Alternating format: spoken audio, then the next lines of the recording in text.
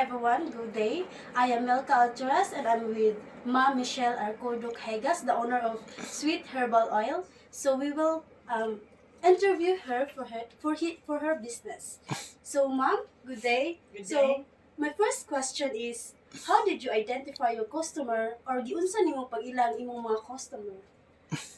Giilan ako siya tungod ra pud sa ako ang talent pod nga gihatag sa Ginoo, like sa healing, sa pagpanghilot, and then naka-create ko aning business sa Sweet Herbal Oil. So second question, ma'am, what were your consideration in selecting your customers or unsa ang imong mga konsiderasyon sa pagpili sa imong mga customer? Actually, wala na ko sila gipili. Niabot lang sila kay tungod sa word of mouth nga praise the Lord pod nga daghan pong naulian sukad nga nagkagamit ani nga product. Okay. So, next question, explain how your product or service became unique to other products or ipasabot kung unsang pamaagi ang imong produkto or serbisyo na himong talagsaon sa ubang mga produkto. Okay, tungod kay kini siya nga produkto, ang Sweet Herbal Oil is composed of 7 kinds of herbal herbs nga pure gyud siya nga gi-extract. So, instead of mangita ka og mga dahon-dahon sa gawas kay dili man tanan atong makitaan sa gawas, no? Labi na karong panahona karon nga generation. So muna nakahuna ko nga ako na lang ni siyang i-create through an olive oil, eucalyptus oil and coconut oil niya gi-extract na ko akong mix ang 7 kinds ka mga herbal herbs aron nga mahimo siyang oil. Ano, nindot jud siya kay siyang herbal oil. So, next is, nagkonsulta ka ba sa usa ka tawo sa wala ka pa moapil niini nga negosyo? Actually, kani siya nga business nako isa ni sa ako lang ni siyang discernment, no, through a dream kaya siya dili man ko herbalist but diha lang ko'y pananaw last 2014 and then ako siyang na gistudyuhan for almost 9 months and then pagka 2016 nahimo na gid ako siya completely and then 2017 ako siyang nakuhaan og license. Nice kay at least registered yun siya nga product. Mm. So next is, unsa ang imong mga pangandam sa wala ka pa pagsugod sa aktual nga negosyo?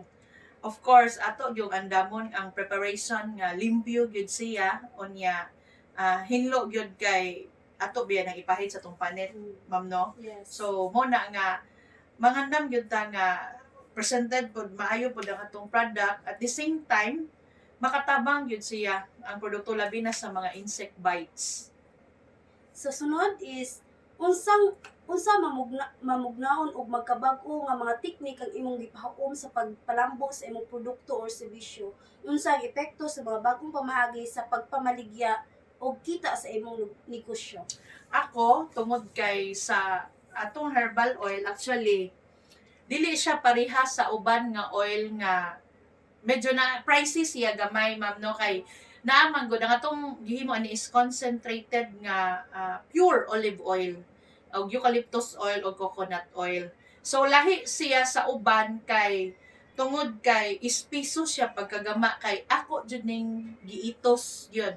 So gilib pa ni siya 7 to 8 days usa siya haunon para ang mga herbs ma-mix gyud sa ang nakanindot pod bisan man tuod kani nga product bisan man tuod medyo pricey siya pero worth it man pod kay praise the Lord naman pod tay makita nga mga results. Actually wala gani ako nig-advertise kay akong tuyo is ang mga tao na lang akong pa-advertise son labi na ang mga users nato. So sa mga wa pa naka-try, pwede sad mo try ani kay very effective din labi na sa mga sakit sa tiyan, nya labad sa mga itchy sa kalawasan.